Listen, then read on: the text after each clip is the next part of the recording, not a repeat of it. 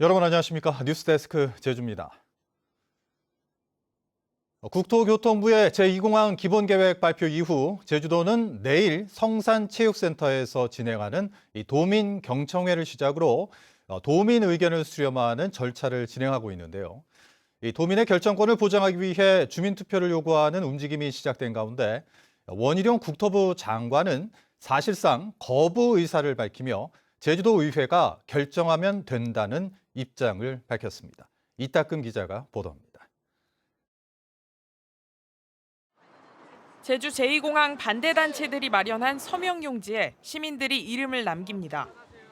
제주의 제2공항을 건설할지 찬반 투표를 시행하자는 요구를 담고 있습니다. 주민들 의견이 제일 중요하다고 생각하고 공항은 하나 생기면 주변에 소음 문제랑 주민들이 확실히 불편하니까 그런 것 때문에 저도 주민들이 투표를 하는 거에 서명하게 되었어요. 제2공항 반대단체들은 도민들의 자기결정권을 가장 확실하게 보장하는 방법은 주민투표라는 입장. 국토부가 지난 2019년 당정협의와 2020년 공론화 과정에서 제주도민의 동의 없이 제2공항을 추진하지 않겠다고 약속했다는 겁니다. 우영훈 지사 역시 제주도민들의 의견을 모아서 국토부에게 주민투표 실시를 요구하고 주민의 의견을 존중해야 될 것입니다. 그러나 주민투표가 시행되기는 어려워 보입니다. 주민투표가 시행되려면 원희룡 국토교통부 장관이 제주도에 요구해야 하는데 사실상 거부 의사를 밝혔기 때문입니다. 원 장관은 제주도의회가 결정하면 된다는 입장입니다. 다음 제주도민의 결정권은 도의회에서 이 환경영향평가에 대한 동의권을 갖고 있습니다. 거기서 부동의하면 모든 절차가 거기서 끝납니다. 한편 제주도는 본격적인 도민 의견 수렴 절차에 들어갑니다. 내일 성산체육센터를 시작으로 다음 달 6일과 24일에 잇따라 도민경청회를 진행하기로 해 그 결과에도 관심이 모아집니다. MBC 뉴스 이따금입니다. 전 세계에서도 항공기 이착륙이 가장 빈번한 제주국제공항은 이 국가 중요시설 최고 등급인 곳인데요. 그런데 드론 비행이 금지된 이곳에서 이 정체 모를 드론이 발견됐습니다. 항공보안에 구멍이 뚫렸는데 드론이 발견된 지 열흘이 넘어서야 경찰에 수사를 의뢰했습니다. 김하은 기자입니다. 하루 평균 400여 대, 1시간에 30대 가까운 항공기가 뜨고 내리는 제주국제공항. 국가 중요시설 최고 등급인 이곳의 보안이 불과 30만 원대의 입문용 드론에 뚫린 것으로 확인됐습니다. 제주공항은 드론 비행이 금지된 구역인데요. 지난 13일 제주공항 국내선 여객터미널 옥상에서 미승인 드론이 발견됐습니다. 한국공항공사 제주본부가 시설 안전점검을 하다 발견해 제주항공청에 알린 겁니다.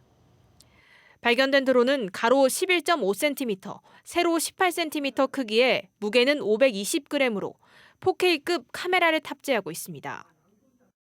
항공안전법에 따라 공항 반경 9.3km 이내에서 드론을 날리려면 반드시 사전 승인을 받아야 하고 3km 이내에는 비행을 엄격히 제한하고 있습니다.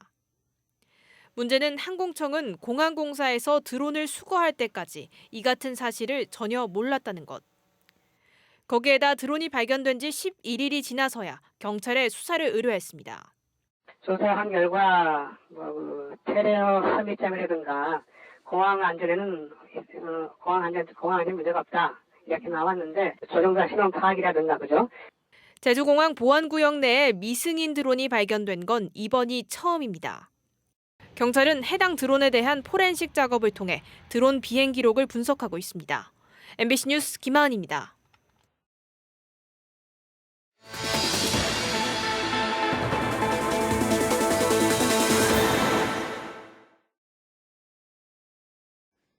제주시 오등봉공원에 국내 최고 수준의 전문 클래식 공연장을 지어주겠다고 약속해 호반건설이 사업을 따냈는데요.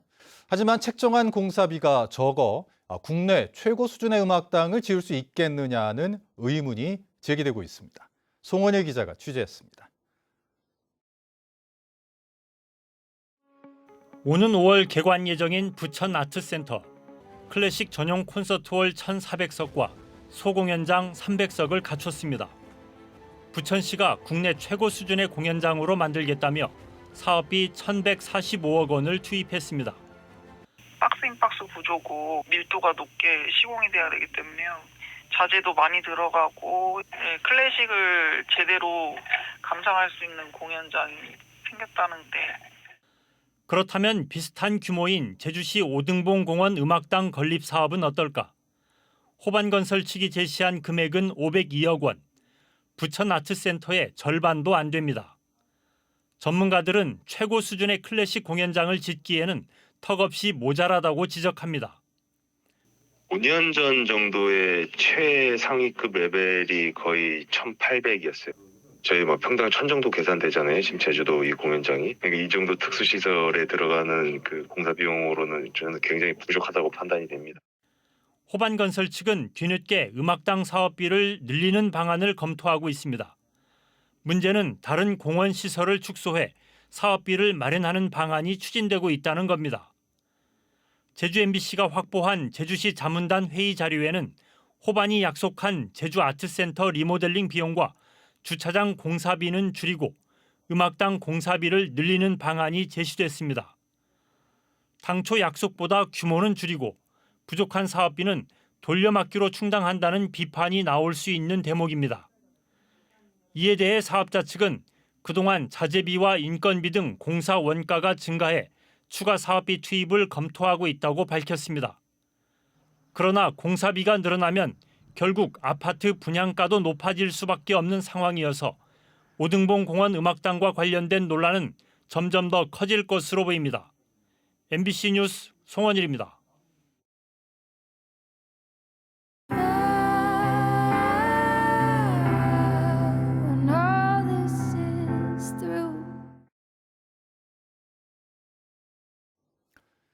제주 4.3 당시 군사재판으로 하루아침에 부모를 잃은 유족들은 부모 얼굴조차 모른 채 평생을 그리워하며 힘겨운 삶을 견뎌왔는데요.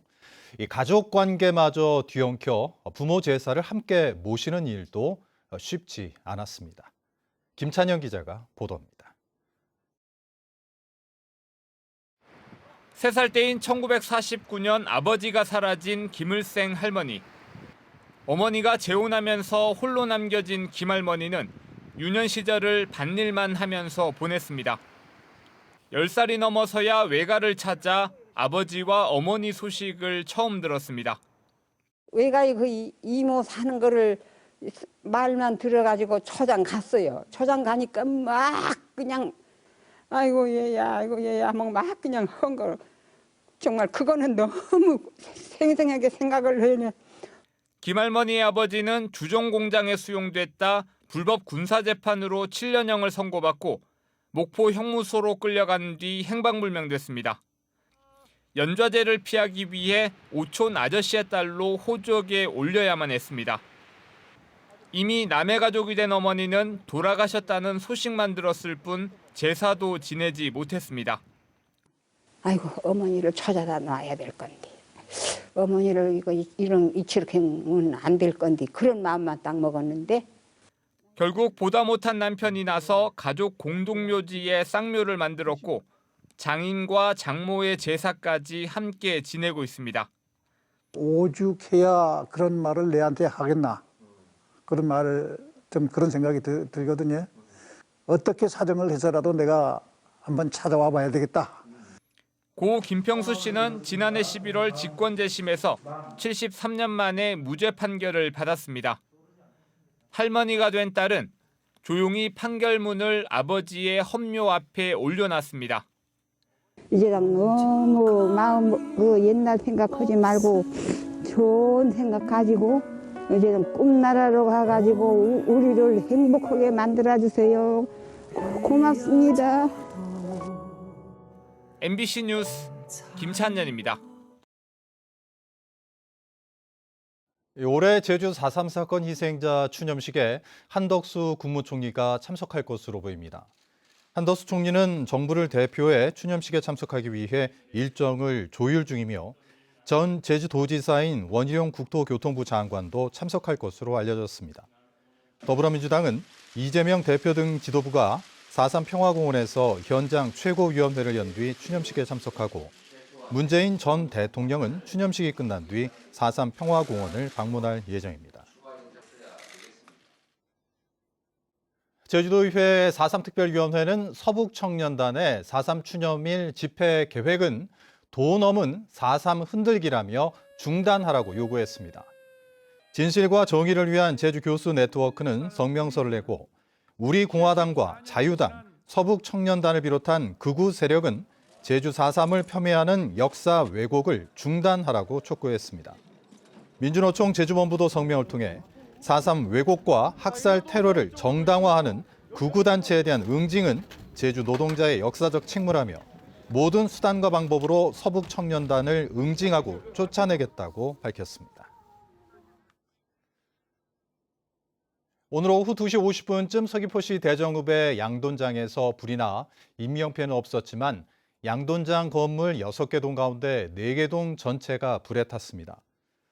불은 2시간 40분 만에 완전히 꺼졌는데 소방당국은 정확한 피해 규모와 화재 원인을 조사하고 있습니다. 오늘 오후 3시 반쯤 제주시 애월읍 평화로에서 화물트럭이 승용차를 들이받는 사고가 발생했습니다. 이 사고로 승용차가 모두 불에 탔고 운전자 등 2명이 다쳤습니다. 경찰은 운전자와 목격자를 상대로 정확한 사고 원인을 조사하고 있습니다. 법무부의 한 제주 지역 기관장이 직원을 폭행했다는 진정이 제기돼 경찰이 수사에 나섰습니다. 제주 동부경찰서에 따르면 어제 모 기관 직원 2명이 점심시간에 기관장으로부터 폭행을 당했다며 진정서를 제출했습니다. 경찰은 조만간 진정서를 제출한 사람들을 불러 조사할 계획입니다.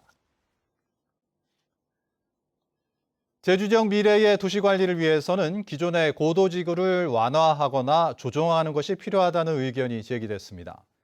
이성용 제주연구원 선임연구위원은 제주도의회에서 열린 제주 미래를 위한 고도관리 방안 토론회에서 늘어나는 개발 수요와 15분 도시를 비롯한 압축적인 도시 관리를 위해서는 높이 규제가 아니라 밀도 관리가 필요하다고 주장했습니다. 또 경관 확보를 위해 개방 지수를 높일 경우 건물 높이를 완화해주고 개발 이익을 공공에 기여할 수 있는 방안을 제도화해야 한다고 설명했습니다.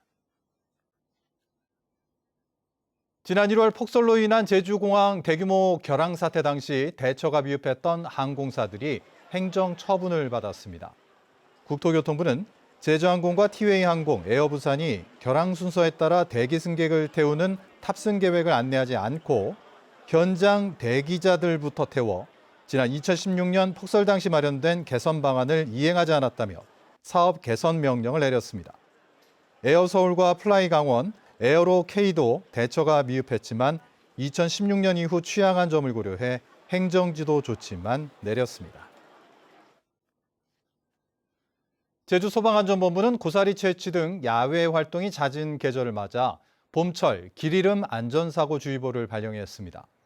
최근 3년간 제주에서는 길이름 사고 288건이 발생했는데 유형별로는 고사리 채취가 39%를 차지했고 기간은 4월과 5월이 49%, 지역은 동부, 읍면이 60%로 가장 많았습니다. 뉴스데스크 제주를 마칩니다. 시청해주신 여러분 고맙습니다.